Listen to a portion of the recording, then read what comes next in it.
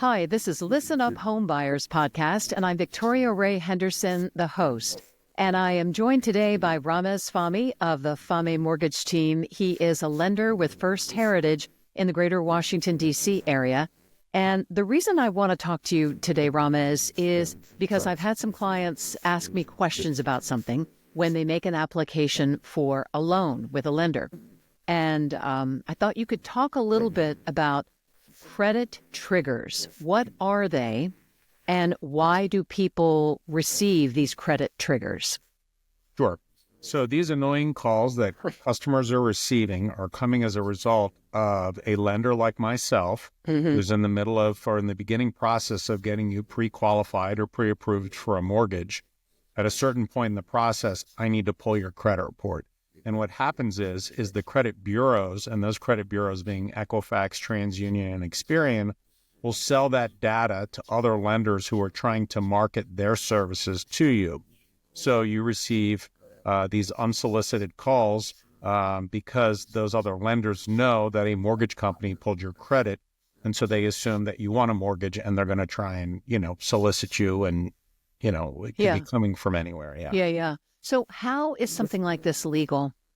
Well, as of today, the Fair Credit Reporting Act allows these unsolicited offers to occur, and they're basically called like pre-screen offers.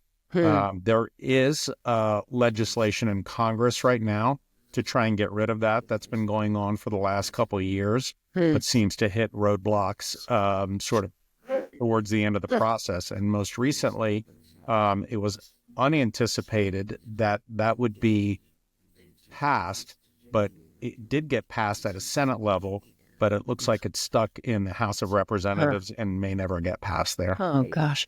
Okay, so what is it? Is there anything that people can do so that they don't get these annoying phone calls? And Sure. Yeah, there are a couple of things that customers can do to limit or minimize these calls. The first thing is what's called an opt-out pre-screen. We'll put a link in the link below here with some information on where to get that done. There's also what's called the National Do Not Call Registry. Now, both of these things, if you do them online, will sort of save you this hassle for the next 5 years. Otherwise, it needs some written authorization for it to happen permanently. Written authorization through Congress?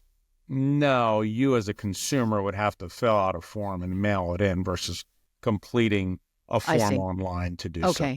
Yeah. Okay.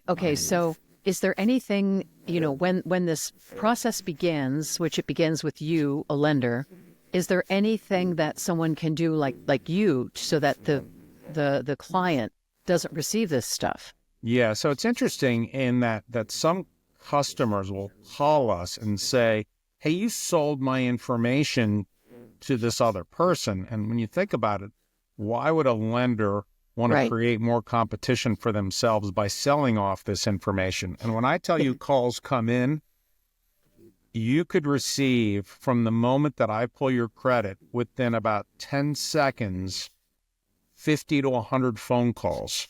I've had people that I know who are friends of mine. I warn everyone, say, hey, listen, I'm about to pull your credit. You're going to receive a lot of phone calls as a result of this. So just hold on to my number and save it in your phone.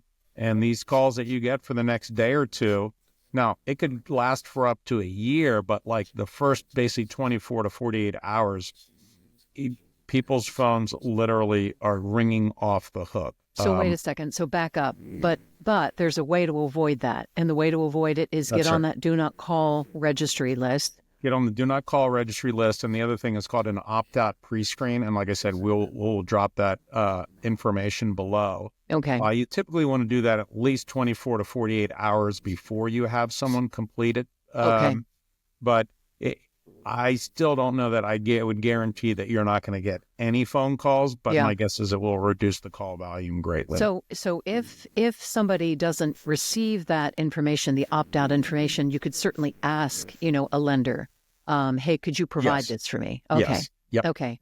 So when these phone calls start rolling in, other than, ignoring them, or is there something that people can do? I mean, I guess just block them. Yeah, I mean, you could just not answer the call if you don't recognize the number, or you can just kind of politely tell people that you're not interested, and Yeah. and then, like I said, consider getting on to the that do not call registry and that Yeah. opt-out I pre-screen would for future. seriously consider that, because that is, I mean, I couldn't imagine how annoying it would be to get that many phone calls that quickly. And it Yeah. would be confusing if you had no idea, how that happened. Yes. Yeah. And most of the time, these lenders who are buying these leads are not your sort of like traditional, Yeah. reliable lenders. They are, Got it. kind of, I don't want to use a negative term, but kind of bottom feeders who are just Sounds trying like to, it. Yeah. reach out to consumers and just kind of throw a number in their heads. And look, it creates a lot of additional discussions with us, and we have to kind of Yeah.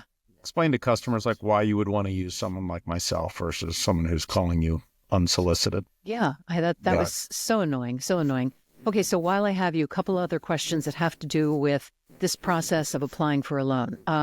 Sure. So I have a lot of people ask me, what is the difference between a soft pull inquiry and a hard pull inquiry? Tell me about that. Sure. So this is a big question that comes up. I think people in general make a bigger deal about it than it is. But a soft credit pull is sort of like a pre-qualification kind of credit pull. Or if your employer is doing like a simple background check, where a hard inquiry is when someone is applying for credit.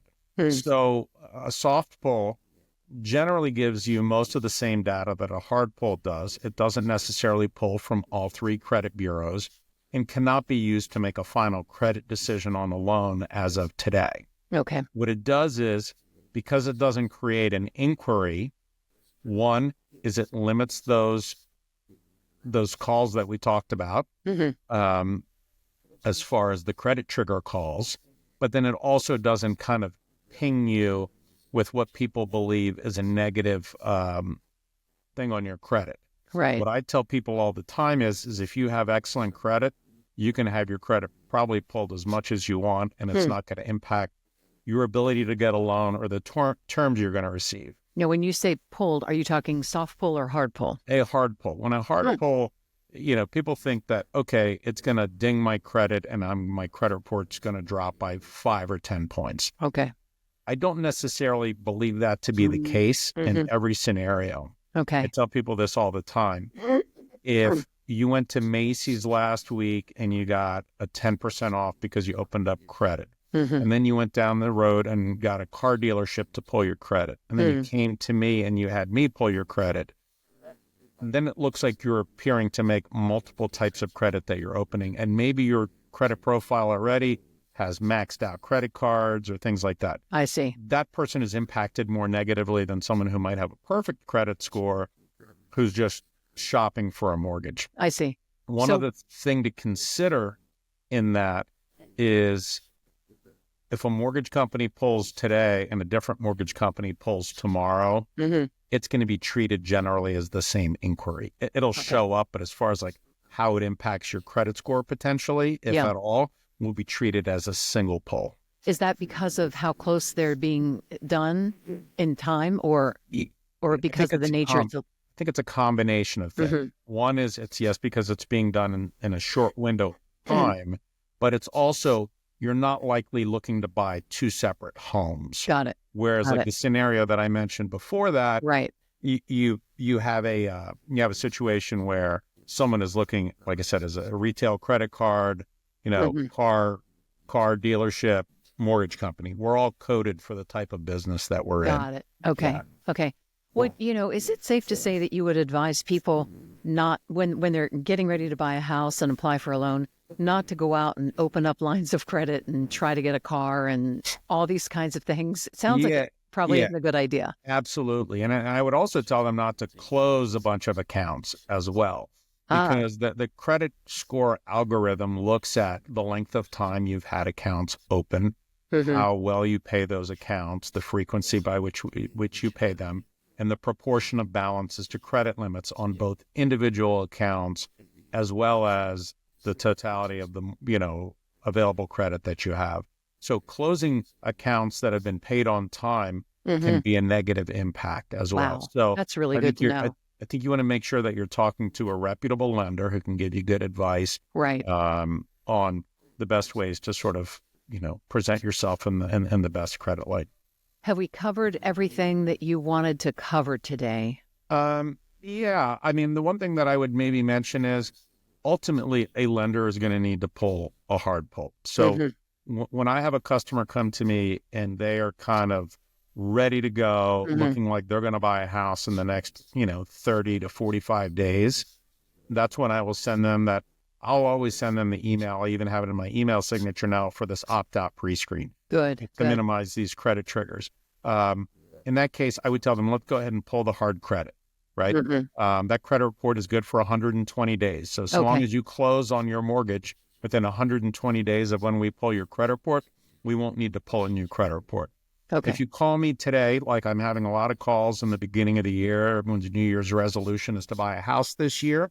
But you have some people who are in lease situations and they're not looking to buy for 6 to 8 months. Right. I would probably suggest that person to just do, the soft pull, and we can do most of the work that we need to to prepare that person for home buying with that soft pull. Okay. So soft pull is if you've got the long-term goal of maybe, past 3 months, maybe 6 months, maybe longer looking for a house, and the hard pull will last for 3 months. And that's when you're really ready to go and you can buy a home within that 3-month period, and then you won't have to have your credit pulled again.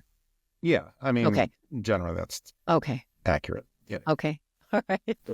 All right. Ramez Fahmy with the Fahmy Mortgage team at First Heritage Mortgage. It is always a pleasure to talk to you. I really appreciate you coming on Listen Up Homebuyers. Thanks so much for joining me. Thank you so much for having me back.